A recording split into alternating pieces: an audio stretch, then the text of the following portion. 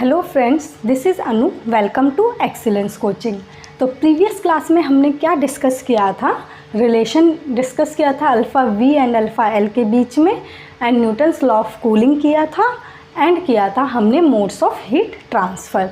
ठीक है, आज हम डिस्कस करने वाले बहुत ही इम्पॉर्टेंट टॉपिक जो कि है आपका ब्लैक बॉडी रेडिएशंस। ठीक है, इसमें 4 टॉपिक आने वाले हैं, जैसे कि वीन्स लॉ, और क्या आएगा, Stefan Boltzmann law and Kirchhoff law, and absorptive power, emissive power, जिस पे से न्यूमेरिकल आपके हर बार हर प्रीवियस ईयर में पूछे गए हैं। ठीक है, तो ये बहुत इंपॉर्टेंट टॉपिक है। मैं आपको इम्पॉर्टेंट वन लेकिन सब कुछ डिस्कस कर दूंगी इसके अंदर। ठीक है, तो चलिए स्टार्ट करते हैं। सबसे पहले हम देखते हैं ब्लैक बॉडी के बारे में। ब्लैक बॉडी से भी पहले हम क्या देखते हैं, उसकी एमिसिव पावर और उसका absorptive power. Emissive power,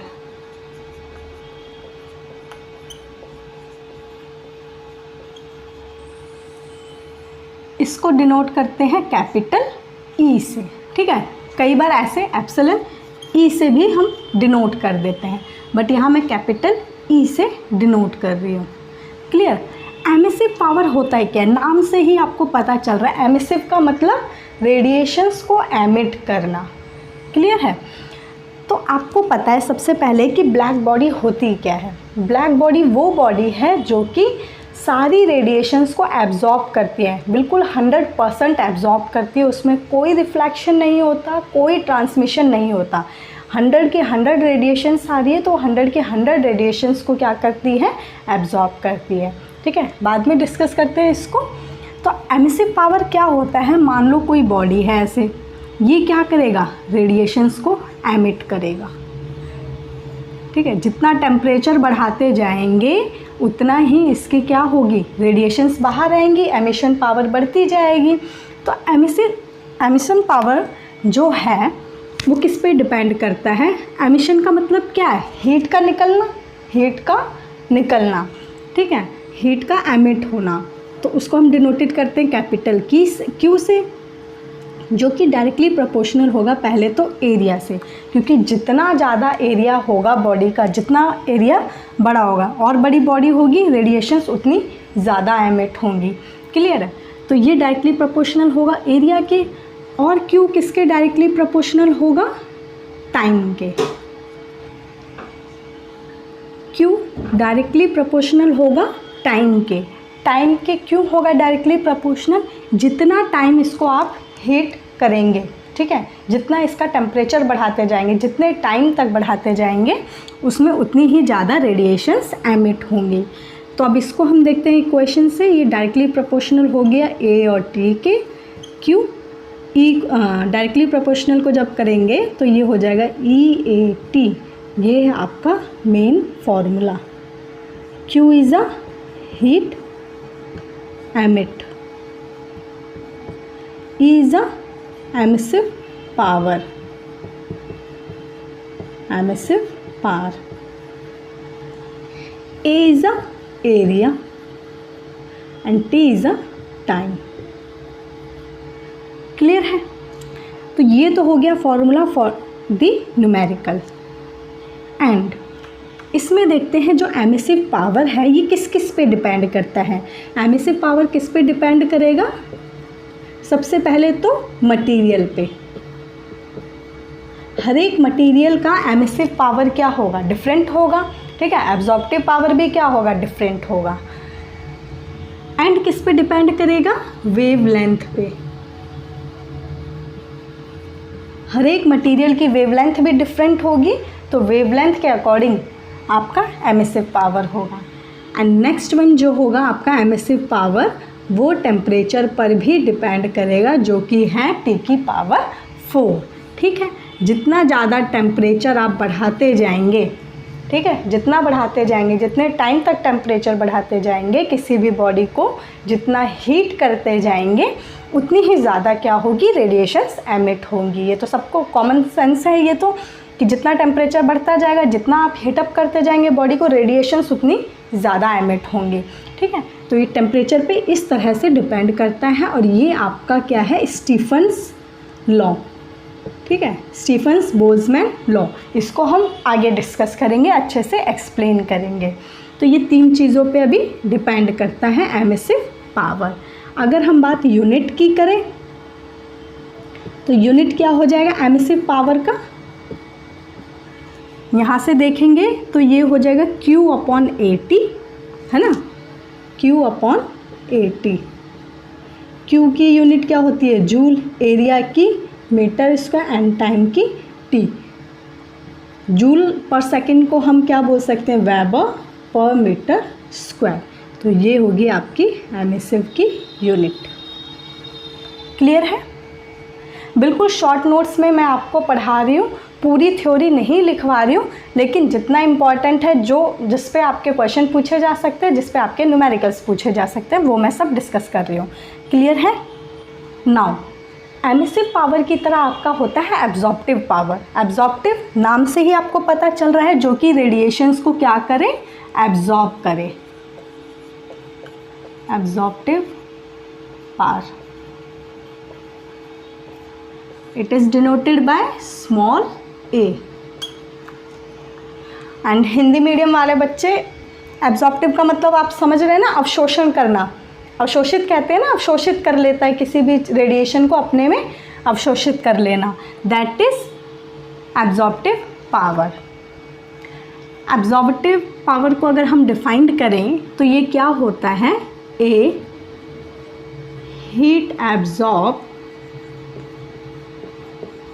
divided by heat incident on body। समझते हैं क्या है ये। मान लो ये कोई बॉडी है, ठीक है, इस पे आ गई आपकी हीट, कोई भी रेडिएशंस आ रही है जिसको ये क्या करेगा, एब्जॉर्ब करेगा। मान लो कि वो 100 रेडिएशंस आ रही हैं, ठीक है, 100 रेडिएशंस आ रही हैं। जब ये बॉडी है, ये बॉडी क्या होगी, एक ब्लैक बॉडी होगी, ब्लैक बॉडी की तरह काम करेगा। ब्लैक बॉडी तो 100% एब्जॉर्ब कर लेगी, 100 आ रही है तो 100 के 100 को एब्जॉर्ब कर लेगा, ठीक है। ये परफेक्ट ब्लैक बॉडी नहीं है, कोई और बॉडी है जो कि कुछ रेडिएशंस को एब्जॉर्ब कर रही है, लेकिन ठीक है, मान लो कि वो 50 रेडिएशंस को एब्जॉर्ब कर रही है।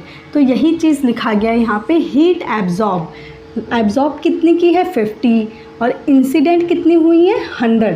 तो इसी को अगर हम इस तरह से लिखें तो ये कितना हो जाएगा 50/100, यानी कि आपकी एब्जॉर्प्टिव पावर कितनी आ जाएगी 0.5, ठीक है। तो यही फॉर्मूला यहाँ पे, heat absorb divided by heat incident. अब एब्जॉर्प्टिव पावर की जो वैल्यू होती है वो लेस देन होती है 1 के एंड ग्रेटर देन इक्वल होती है 0 के, ठीक है। अब 0 किसके लिए होगी, आइडियल, परफेक्ट, आइडियल या फिर रिफ्लेक्टर बोल दो, आइडियल रिफ्लेक्टर। इसका मतलब क्या है, आइडियल रिफ्लेक्टर का मतलब ए की वैल्यू क्या होगी आपकी 0। रिफ्लेक्टर का मतलब क्या है, जितनी भी रेडिएशन आ रही है उसको रिफ्लेक्ट कर रहा है, कुछ भी एब्जॉर्ब नहीं कर रहा। तो उसके लिए ए की वैल्यू क्या होगी 0, एंड ए की वैल्यू 1 किसके लिए होगी, आइडियल एब्जॉर्बर के लिए। एंड आइडियल ऑब्जर्वर कौन होगा, ब्लैक बॉडी। जो ब्लैक बॉडी होती है वो सारी की सारी रेडिएशंस को क्या कर लेती है, अपने अंदर एब्जॉर्ब कर लेती हैं। तो उसके लिए ए की वैल्यू हमेशा क्या होगी 1 होगी, ठीक है। तो ए की वैल्यू 0 भी हो सकती है एंड 1 भी हो सकती है। For the reflector it is 0 and for the absorber it is 1, ठीक है। एब्जॉर्प्टिव पावर के बारे में ये फॉर्मूला था। इम्पॉर्टेंट टॉपिक है ये, ठीक है।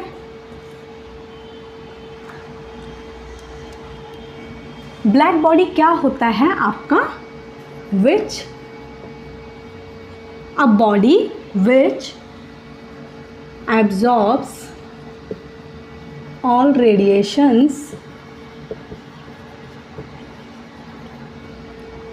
at any temperature, at any angle। मान लो ये कोई ब्लैक बॉडी है, अभी समझाया मैंने, ठीक है। इस पे रेडिएशंस आ रही हैं, हीट आ रही है, ठीक है, 100 है। तो ये जो ब्लैक बॉडी है, परफेक्ट ब्लैक है ये, आपको पता है इसको ब्लैक क्यों बोला गया है, कोई और कलर क्यों नहीं गया बोला गया, क्योंकि आपको पता है जो ब्लैक बॉडी है वो हीट का बहुत अच्छा एब्जॉर्बर होता है, ठीक है, इसलिए इसको ब्लैक बॉडी बोला गया है। इसमें क्या होगा, अगर 100 रेडिएशंस आ रही है तो इसको पूरा का पूरा क्या कर लेगा, एब्जॉर्ब कर लेगा, चाहे टेम्परेचर कुछ भी हो, चाहे टेम्परेचर हाई हो या लो हो, कहीं से भी रेडिएशंस आ रही हो, किसी भी एंगल से आ रही हो, वो इसको पूरा का पूरा एब्जॉर्ब कर लेगा, ठीक है। इसमें ना तो कोई रिफ्लेक्शन होगा, ना ही कोई ट्रांसमिट होगी radiations.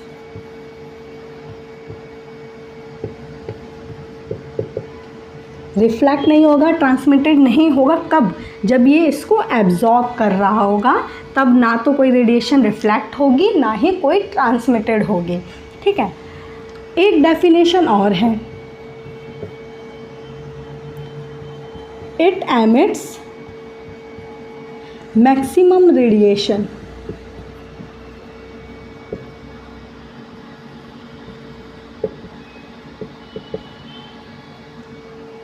at any temperature।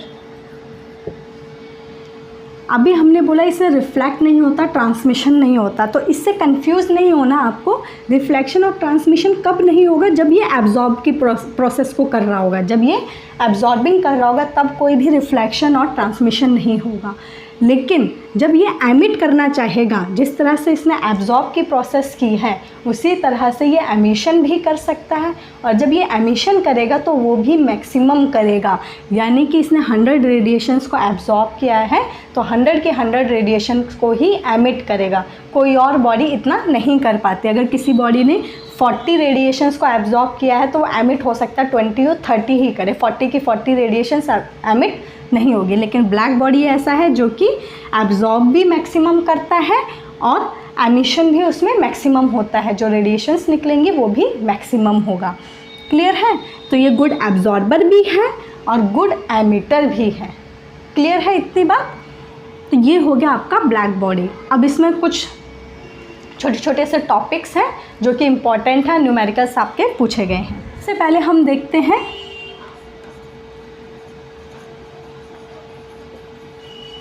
Kirchhoff's law.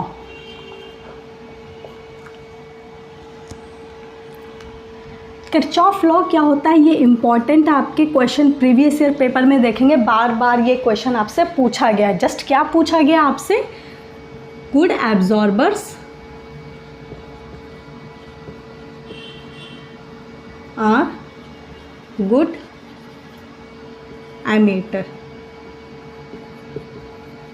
बस आपको ये स्टेटमेंट दी गई है और पूछा गया है ये कौन सा लॉ है, तो आपको पता होना चाहिए ये स्टेटमेंट किसकी है, किरचॉफ्स लॉ की। अभी आपको बोला मैंने ब्लैक बॉडी जो होता है जितना अच्छा एब्जॉर्ब करता है उतना ही अच्छा एमिट भी करता है, तो वही डेफिनेशन ये good absorbers are good emitter. ठीक है, यानी कि एमिसिव पावर, एमिट कर रहा है यानी उसकी एमिसिव पावर होगी, जितना ज़्यादा एमिसिव पावर होगा उतनी ही ज़्यादा उसकी एब्जॉर्प्टिव पावर भी होगी। ठीक है, यानी कि emissive power is directly proportional to absorptive power, दोनों एक दूसरे के प्रोपोर्शनल, जितना एमिसिव उतना एब्जॉर्प्टिव। ठीक है, वेवलेंथ की टर्म में बात करें तो ई लैम्डा अपॉन ए लैम्डा। ठीक है, इम्पॉर्टेंट रिलेशन है, न्यूमेरिकल्स में इसका यूज़ होगा। कैसे यूज़ होगा वो हम जब न्यूमेरिकल करेंगे तब देखेंगे। ठीक है, डायरेक्टली प्रोपोर्शनल को कैसे करना है यूज़। क्लियर है? तो ये छोटा सा था किरचॉफ लॉ, इसमें बताने के लिए और कुछ नहीं है, जो इम्पोर्टेंट था वो बता दिया आपको। नेक्स्ट करते हैं वीन्स डिस्प्लेसमेंट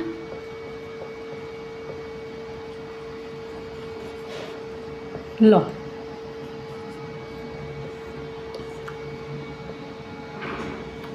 इसका देखते हैं पहले हम ग्राफ।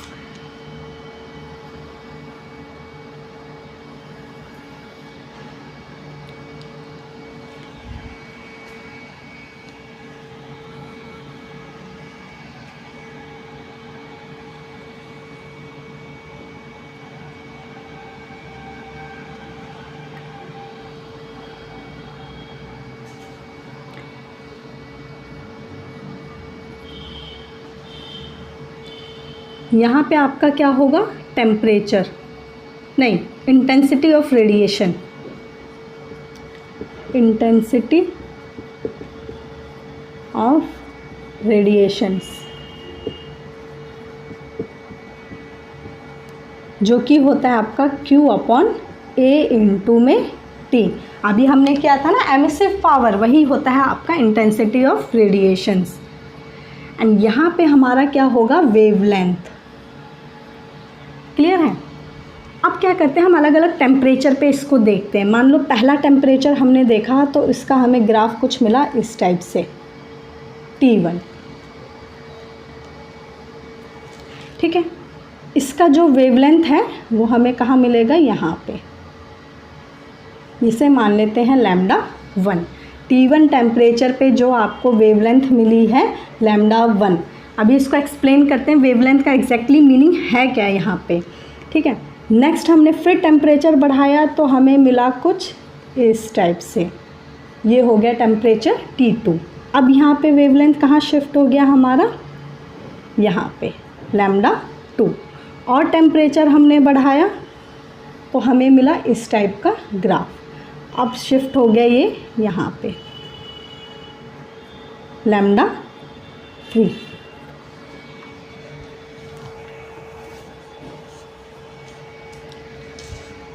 ठीक है, इसको मान लेते हैं हम लैम्डा मैक्स। यहाँ पे वेवलेंथ का मतलब क्या है, यहाँ पे वेवलेंथ का मतलब है कि मान लो T1 टेम्परेचर है, आपने कोई टेम्परेचर बढ़ाते गए हैं, T3 temperature greater than T2 greater than T1। जैसे जैसे टेम्परेचर बढ़ता जा रहा है आपकी वेवलेंथ कम होती जा रही है। T1 पे आपका यहाँ पे वेवलेंथ है, T2 बढ़ा, वेवलेंथ यहाँ शिफ्ट होगी, T3 टेम्परेचर बढ़ा, वेवलेंथ यहाँ शिफ्ट हो गई। यानी जैसे जैसे टेम्परेचर बढ़ रहा है वेवलेंथ आपकी कम होती जा रही है। क्लियर है। अब वेवलेंथ का मतलब क्या है यहाँ पे कि मान लो T1 टेम्परेचर है, इस पे जो है ना रेडिएशंस सेम वेवलेंथ की रेडिएशंस, सेम वेवलेंथ की रेडिएशंस, सेम वेवलेंथ की रेडिएशंस ज़्यादा एब्जॉर्ब हो रही है। T1 टेम्परेचर पे सेम वेवलेंथ की रेडिएशंस ज़्यादा एब्जॉर्ब हो रही है। मान लो कि इस पे आपको 60 रेडिएशंस ऐसी मिली हैं जिनकी वेवलेंथ सेम है। रिपीट, इस पे आपको T1 टेम्परेचर पे 60 रेडिएशंस ऐसी मिली हैं जिनकी वेवलेंथ सेम है। ठीक है, अब मान लो T2 पे किया, आपने टेम्परेचर को बढ़ा दिया तो यहाँ पे आपको मान लो 40 रेडिएशंस ऐसी मिली हैं जिनकी वेवलेंथ सेम है। और टेम्परेचर बढ़ाते गए, मान लो 20 रेडिएशंस ऐसी मिली हैं जिनका वेवलेंथ सेम है।